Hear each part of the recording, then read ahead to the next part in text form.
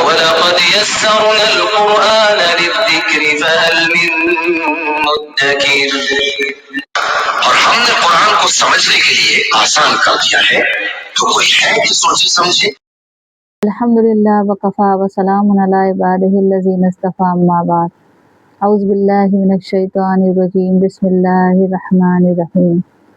رب اشرح لی صدری ویسر لی امری واحلل عقدۃ من لسانی یفقہوا قولی. الصلاۃ والسلام علی المرسلین والحمد للہ رب العالمین. اللہم صلی علی سیدنا محمد وعلی آل سیدنا محمد وبارک وسلم. سورہ بقرہ کی آیت نمبر 8 اور 9 میں ہم نے پڑھا کہ اللہ تعالیٰ نے بتایا کہ جو یہ کہتے ہیں کہ ہم اللہ اور آخرت کے دن پر ایمان لائے ہیں مگر وہ مومن نہیں ہیں، وہ دھوکہ دے رہے ہیں اللہ کو بھی اور جو ایمان لائے ہیں ان کو بھی، لیکن یہ دھوکہ صرف اپنے آپ کو دے رہے ہیں، لیکن اس بات کا شعور وہ رکھتے نہیں ہیں. تو اللہ تعالیٰ نے اس کے آگے بتایا فی قلوبہم مرض فزادہم اللہ مرضا ولہم عذاب علیم بما کانوا یکذبون. اللہ تعالیٰ نے کہا کہ ان کے دلوں میں مرض ہے اور اس مرض کو اللہ نے اور بڑھا دیا اور ان کے لیے دردناک عذاب ہے کیونکہ وہ جھوٹ بولا کرتے تھے یا جھوٹ بولتے تھے. اللہ تعالیٰ نے یہ بتایا کہ وہ لاشعور ہیں، وہ دھوکہ دے رہے ہیں لیکن ان کو سمجھ نہیں آ رہا ہے. اور وہ کیوں دھوکہ دے رہے ہیں؟ کیونکہ ان کے دلوں میں بیماری ہے. اور وہ بیماری کون سی ہے؟ وہ بیماری شک کی بیماری ہے کیونکہ ایمان ابھی ان کے دلوں میں داخل نہیں ہے اور وہ اللہ پر اور اللہ کی کتاب پر اور نبی پر اتنا یقین نہیں کرتے ہیں. وہ اپنی انا کی وجہ سے یا اپنی نفس پرستش کی وجہ سے وہ ایمان اتنا پکا نہیں لاتے، نہ اللہ پر اور نہ ہی اس کتاب پر. وہ شک شبہات میں ہی پڑے رہتے ہیں اور دنیا حاصل کرنے میں پڑے رہتے ہیں. تو یہاں پر اللہ تعالیٰ کہہ رہے ہیں کہ ان کے دلوں میں مرض ہے اور وہ مرض کسی شک شبہات کا ہے کہ جو یقین ان کا درست نہیں ہے.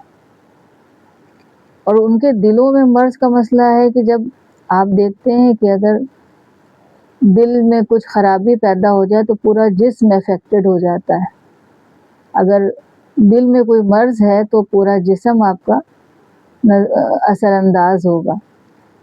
اسی طرح سے جب دلوں میں اس طرح کے نفاق کا مرض ہے تو پورا آپ کے عمل اور آپ کا معاملات سے لے کر ساری چیزیں افیکٹڈ ہو جائیں گی. اور اس میں سب سے بڑا مسئلہ یہی ہے کہ وہ جھوٹ بولنے والے ہیں. اللہ تعالیٰ نے یہ کہا کہ ان کے لیے دردناک عذاب ہے. کیوں عذاب ہے؟ کیونکہ وہ جھوٹ بولا کرتے تھے.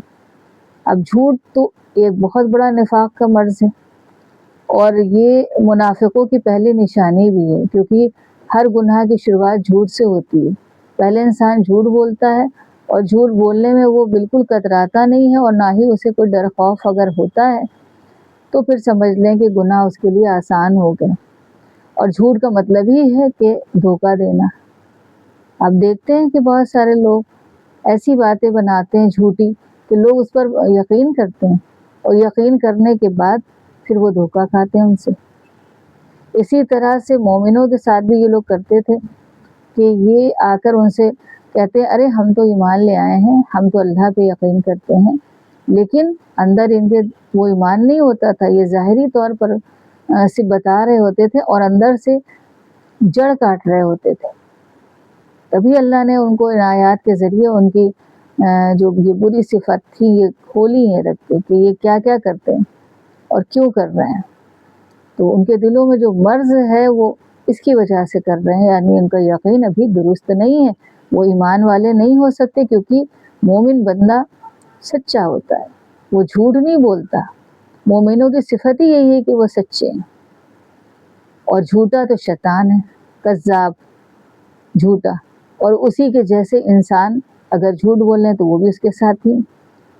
تو جیسے شیطان نا بہت خواب دکھاتا ہے، ارے ابھی کر لینا، ابھی یہ ہو جائے گا تمہارے لیے، ایسا ہے، دنیا تو دیکھو ایسی ہے، تم ادھر جاؤ گے تو یہ ملے گا اور ایسا ہوگا. بڑے بڑے خواب دکھاتا ہے، جھوٹا ہے وہ.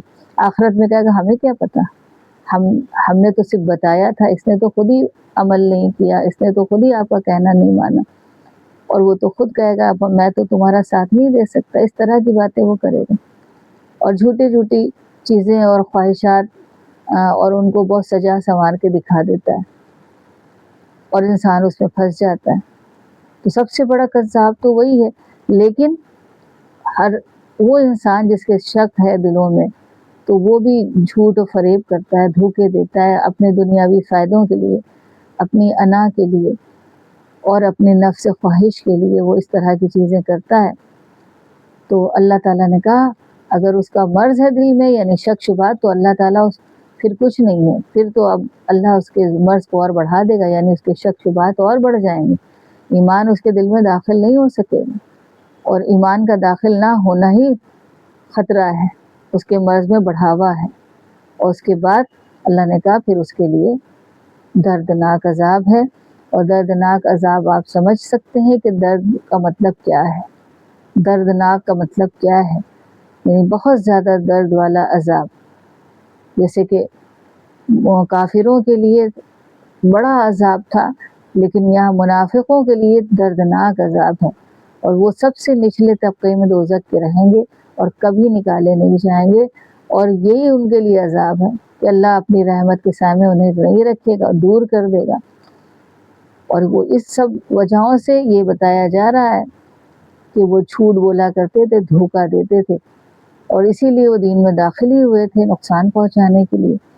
تو ہم آج اس طرح کا مسئلہ تو نہیں ہے کہ ہم دین کو نقصان، لیکن دین کو نقصان پہنچ رہا ہے ہمارے جھوٹ اور فریب سے، کیونکہ جو سامنے والا بندہ وہ ہمیں دیکھے گا، ہمیں مسلمان سمجھے گا، تو مسلمان جھوٹا نہیں ہو سکتا، مومن جھوٹا نہیں ہو سکتا. جھوٹ بول رہا تو پھر وہ اس کے اوپر کیا امپریشن پڑے گا، یہ مومن ہے، جھوٹے ہیں، گمراہ ہیں، سارے گناہ کر رہے ہیں جو اللہ ان کو روک رہا ہے، پھر بھی وہ کرتے جا رہے ہیں. تو پھر کیسے، یہ تو دین کا ہی نقصان ہوا نا. تو یہ چاہے چھوٹا جھوٹ ہو یا بڑا جھوٹ ہو، یہ تو ہے تو گناہ ہی، اور یہ گناہ کبیرہ میں سے بھی آتا ہے، کیونکہ یہ صفت منافقوں کی ہے.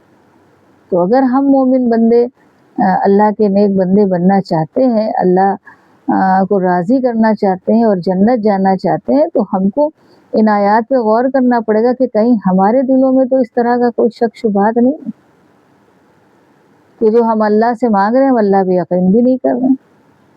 یہ کیسا یقین ہے جو اللہ کے سوا اور دوسری طرف لے جاتا ہے؟ یہ ایمان تو نہیں ہو سکتا. ایک بار اللہ پہ یقین کر لیا تو کر لیا، بار بار وہ ادھر ادھر تو نہیں ہو سکتا نا ایمان. اللہ کو مان لیا تو مان لیا، اللہ معبود برحق ہے تو ہے، ہم اس کے بندے ہیں تو بالکل ہیں اس کے بندے. بار بار اس کو جو ہے سوچنا سمجھنے کی ضرورت تھوڑی نہ پڑتی. تو اپنے ایمانوں کو چیک کریں، ہمارا ایمان اس وقت کس لیول کا ہے، اور کہیں ہم تو حقدار نہیں ہو رہے ہیں عذاب الیم کے، دردناک عذاب کے، کیونکہ جھوٹ تو ہم بھی بول لیتے. تو اگر یہ مرض منافقوں کی خصلت ہے ہمارے اندر موجود، تو ہم اسے نکالنے کی کوشش کریں اور اللہ کو راضی کرنے کی کوشش کریں. کیونکہ ہمارا تو صرف مسئلہ یہی ہے کہ ہم اللہ کی خوشنودی تلاش رہے ہیں، ہم اس کو راضی کر رہے ہیں اور جنت جانے کی کوشش کر رہے ہیں. ہمارے عمل تو اس قابل نہیں ہے، ہمارے اندر بھی بہت ساری برائیاں ہیں، لیکن ہم برائیوں کو دیکھ کر جانچ پرکھ کر اپنے اندر سے نکالنے کی کوشش کر رہے ہیں. تو آپ بھی کوشش کیجیے، ہم بھی کوشش کریں، اور ہم سب مل کے کوشش کریں کہ قرآن کو ہم اس ڈھنگ سے سمجھیں جیسے اللہ ہمیں سمجھانا چاہتا ہے. اور وہ ہمیں اس لیے سمجھانا چاہتے ہیں تاکہ ہم اپنی زندگی کو اچھے ڈھنگ سے جئیں اس کے حکموں کے حساب سے، تاکہ ہمارے لیے وہ فائدہ ہے. اللہ کا اس میں کوئی فائدہ نہیں. اگر ہم اللہ کے حکموں پر چلتے ہیں تو ہماری ہی زندگی سنورے گی. تو کوشش کیجیے آپ بھی اور ہم بھی، ہم سب مل کر کوشش کریں. اللہ تعالی ہم سب کو قرآن کریم کی سمجھ دے، اس پر غور فکر کرنے کی توفیق دے اور اس پر عمل کی توفیق دے. آمین. وآخر دعوانا الحمد للہ رب العالمین.